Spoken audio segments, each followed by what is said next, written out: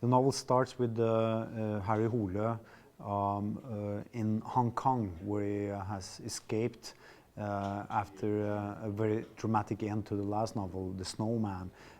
So he's staying there in a hostel, mainly sleeping on a mattress in a very small room, taking drugs, smoking opium to get rid of his ghosts, and this female Norwegian police officer who's trying to find him in Hong Kong because two women have been found dead in Oslo, and they may be looking at the serial killer case, so they want Harry with his expertise on this field. So he's coming back to Oslo. From then on, the part of the story takes place here in Oslo, part of it on the mountains outside Oslo, and there's also a volcano in Congo that's involved.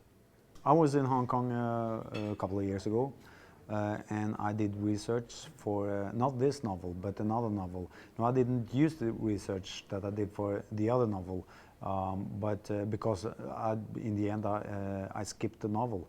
So I found out that I could use those parts in Hong Kong for this novel. I was in Congo last year and did research for the book.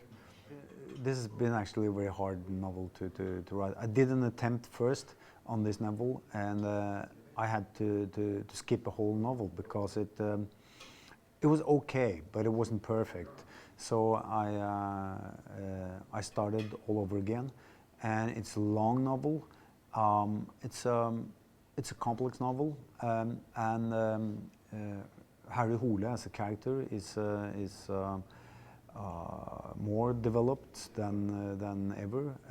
It's a lot about his relationship to his father, who is in the hospital and who is dying from cancer.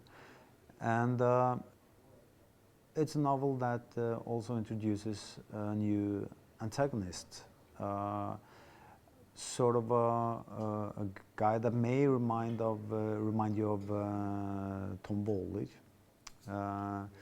And it's the longest novel I've ever written, and it has been shortened a couple of times, but still it's a long novel, and I'm really looking forward to it being published here in Norway.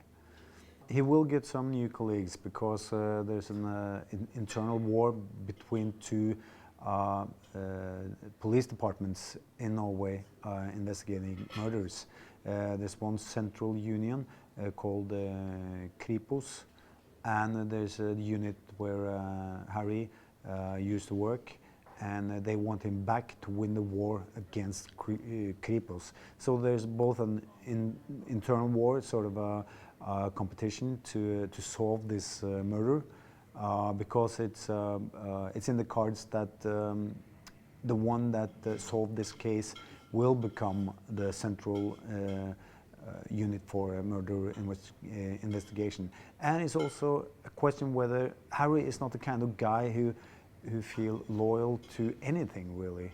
And this is also a story about loyalty toward his father, which he hasn't had a very close relationship with, maybe up until now that his father is dying, and also with his unit, because Harry has always been a kind of an outsider.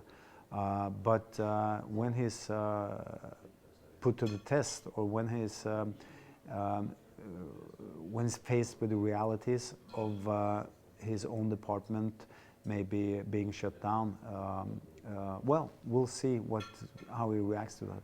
Right now I'm rewriting a scene which gave me great joy. It's Harry when he arrives from Hong Kong in Oslo, and he doesn't look too good. I mean, he's been down and out for a long time, and so he's searched in the customs at the airport, and that's sort of where we are introduced to Harry, where the police meet him. He's standing bent over in the customs room with an officer's hand up his ass, and that's sort of, you know, putting your hero in a very awkward and very bizarre situation. It's a bit more humor in that situation than I usually have with Harry, but I thought that was a nice way to introduce him in this novel. Harry's former girlfriend, Rakel, she is always on his mind. So although she isn't there all the time, she's there in Harry's mind. And in this novel, they will meet again. They will not meet until a bit late in the book, but they will meet again. I think this is the next chapter in Harry's life. It's more about Harry than in the previous books. As I said, it's a long book, so it's got a big plot and a big murder mystery also. And I've always been careful to dwell too much on my main character's private life, because when I read book where you have sort of a story about the main character and you throw in a crime plot, I think that's boring. My attention is always on the plot. But in this book, it was inevitable that I had to say something about Harry's life, because he's at a point both in his career and his personal life where he has to make some changes and some important choices, and so to make the character believable, I think I had to do that at this point, and I'm sure that in a couple of years, when I look back at this story, I will probably see that it's got a lot to do with my own life. But right now, I think it's about Harry.